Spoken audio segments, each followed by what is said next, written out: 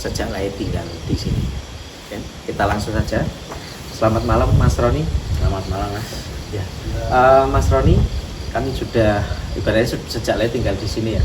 Mungkin ada kegiatan atau pengalaman saya lama tinggal di sini seperti apa? Bisa diceritakan? Kalau untuk kegiatan, sekarang saya sudah masih kuliah. Jadi kalau pas libur kuliah, misalnya di rumah itu kegiatan ya cuma membantu orang tua. Ya, ini kan mayoritas ke petani ya, jadi saya tani di kebun, dari pakan ternak. Seharian saya cuma kalau kan kuliah ya bantu orang tua di rumah. Itu dulu setelah lulus sekolah itu pernah kerja atau langsung kuliah? Dulu sempat kerja dulu di Jogja sebagai ya cabang di rumah di Jogja.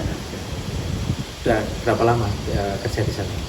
Saya dari 2019 2 tahun di sana. Baru kuliah, nggak kuliah sambil kerja? Kerjanya pas di rumah, kalau di kakak suruh antar barang pakai truk, pakai itu antar barang. Antar barang, berarti nyambi juga ya, Nyambi, berarti iya. nyambi kerja. Itu yang antar barang itu saat ada pesanan atau emang itu rutinitas kerja sampingan ini jenengan? Cuma kalau pas ada aja. Nah di sini banyak pohon Mas, jadi banyak yang penebang pohon. Saya yang antar ke pabrik pakai truk. Oh, gitu. Oke. Nah, mungkin selama tinggal di sini terjadi kegiatan kayak ngantar barang tadi ke pabrik, kemudian membantu keseharian orang tua ya, cari rumput atau kegiatan lain yang dilakukan selain waktu.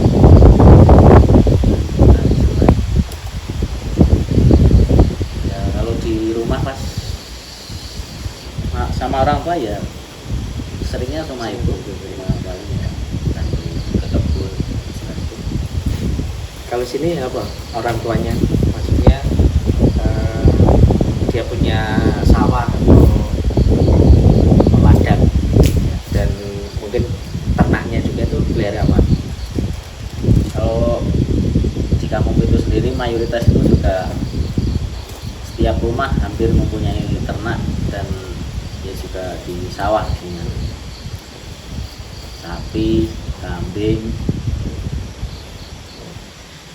Nah kemudian mungkin ada pengalaman selama dari kecil di sini dan sampai saat ini tinggal di kampung itu, mungkin ada pengalaman yang bisa diceritakan. Nah, ini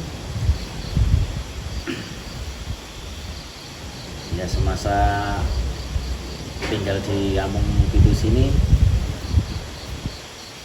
pengalaman saya waktu kecil itu ya kan dulu belum banyak sepeda motor ya Mas. Saya juga masih kalau ke sekolah itu masih jalan kaki, jalan paling 3 kilo itu pulang biasanya ada teman itu, biasanya cuma angon ambing apa ya itu cuma kayak gitu. Udah sama sekarang sudah jarang yang ambing di ngon gitu. Nah, jarang. Berarti lebih di kandang ya, terus dicarikan rumput Ya, daripada dingon seperti ya, dulu. dulu masih di ngon. Kalau terkait dengan mungkin ada hal-hal cerita-cerita hal ganjil atau mistis, pernah ngalami nggak tinggal di sini? Kalau saya sendiri belum ngalamin. Belum di sini ya juga kelihatannya ya sepi gitu, tapi saya sendiri belum pernah mengalami hal ganjil yang aneh-aneh gitu. Tapi kalau apa malam kan sepi, kemudian biasa keluar main ke rumah tetangga atau ke luar wilayah kampung itu juga sering. Sering Pas pulang malam itu nggak ada ini hal-hal yang ganjil itu. biasa Biasa pulang saja. jam 12 jam 2 jam 3 itu biasa, cuma ya sudah apa ya, sudah terbiasa itu kan. Sudah terbiasa dengan lingkungan sini. Ya. Jadi hal-hal itu jadi nggak ada interaksi gitu ya. Nah kemudian apa terkait dengan cerita ya, kampung itu mungkin dari sudut pandang Mas Roni sendiri itu cerita kampung itu hanya mungkin dulu terkait dengan ada yang mitos ya, mitos hanya 7 rumah, ada mitos yang 7 kepala keluarga, dan yang ketiga itu kenapa disebut kampung itu awal mula yang kuat tinggal sini hanya 7 orang. Nah mungkin dari sudut pandang Mas Roni mensikapi hal tersebut itu seperti apa? Menurut pandangan saya ya, dengan adanya mitos tersebut, saya kan dari dulu juga kakek sudah sering bercerita. Intinya itu di kampung 7 ini hanya boleh dihuni 7 kepala keluarga, tidak boleh kurang dan tidak boleh lebih. Jadi saya sebagai generasi muda di kampung itu ya, apa ya, istilahnya ya saya juga menghormati itu Kak. Kepercayaan Ya kepercayaan yang ada di kampung itu sendiri. Jadi saya ya mati melibur. menghormati. Nah, dalam konteks menghormati, nah ibaratnya nanti lebih dari 7 kepala keluarga, ada yang menikah, kemudian dia pengen punya kakak sendiri. Nah, sudut pandang Mas Roni seperti apa nanti? Kalau di sini yang sudah terjadi ini, kalau misal ada yang menikah, misal saya sendiri yang menikah, gitu. Jadi saya itu masih nempel di keluarga bapak saya, jadi kakaknya bapak saya, Jadi satu gitu ya. jadi satu Mas.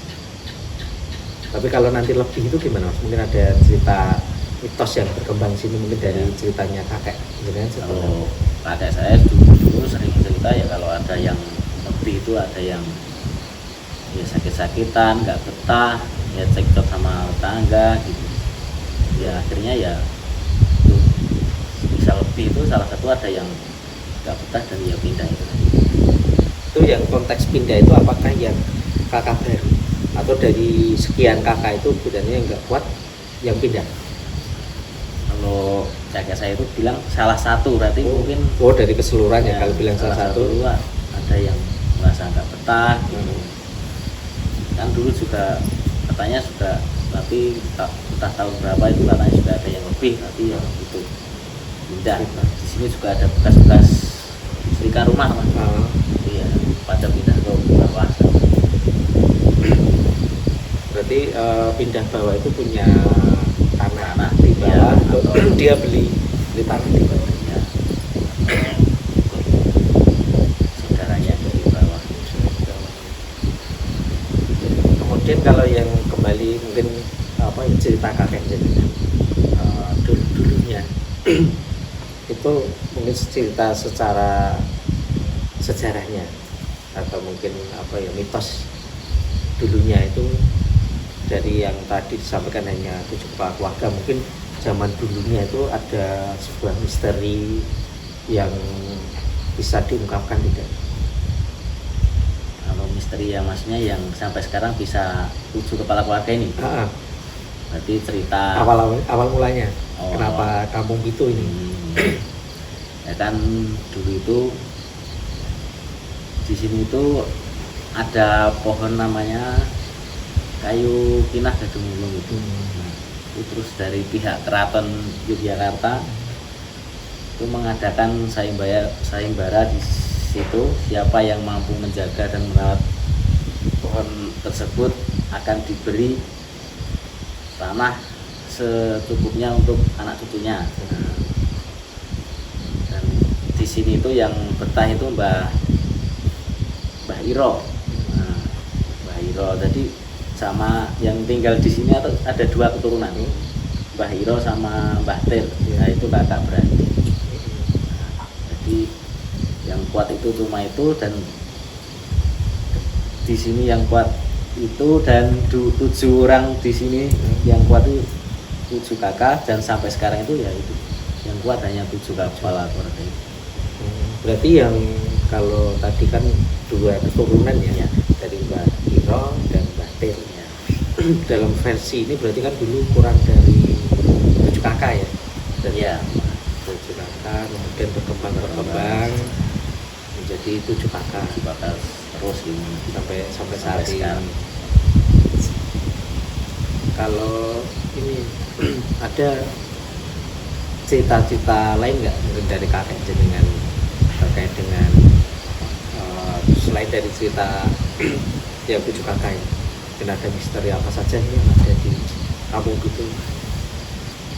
Oh, di sini tuh ada tuh logo Buyangan. Nah, logo Buyangan itu katanya dulu buat membandingkan kuda sembrani. Karena sekarang juga masih ada bekas lapanya, tapi dulu itu katanya banyak. Tapi diambil dari pihak keraton untuk dibawa ke keraton. Terus yang lain ada nggak selain itu misterinya terkait dengan tetap ada kayu pina Ya. dan tapak jar sembrani dan yang di logo Buyangan, ada lagi nggak mungkin tempat tertentu yang mungkin disakralkan ataupun ada cerita-ceritanya? Tempat-tempat yang disakralkan, kalau dulu itu tempat wingit ya. Ingin Di sini ada namanya Papringan, itu di perempatan sini bawah Masjid Musola ini. Itu biasanya kalau tempat-tempat yang diinginkan atau disakralkan itu biasanya kalau pas misal saya ada hajatan itu biasanya ya kasih saji lah di sini. Nah, mungkin dari sudut pandang Mas Roni sendiri, sesaji konteksnya itu apakah menghormati atau memuja atau seperti apa? Nah ya menghormati ya. Jadi menghormati, mungkin ada sosok tertentu Ya. yang di situ ya, biar tidak mengganggu Ya, dan sebagainya istilahnya. saat musim hajatan. Ya, istilahnya kulon nuwun ya, intinya memberitahu juga sih lah, menghormati yang tidak kelihatan gitu aja.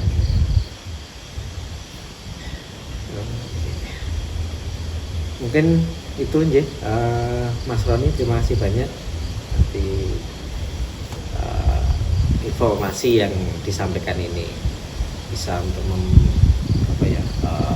bisa kita sebarluaskan ataupun bisa menambah wawasan ya, agar orang yang tahu kenapa kampung itu ini ada, kemudian menjadi cerita yang berkembang di sini.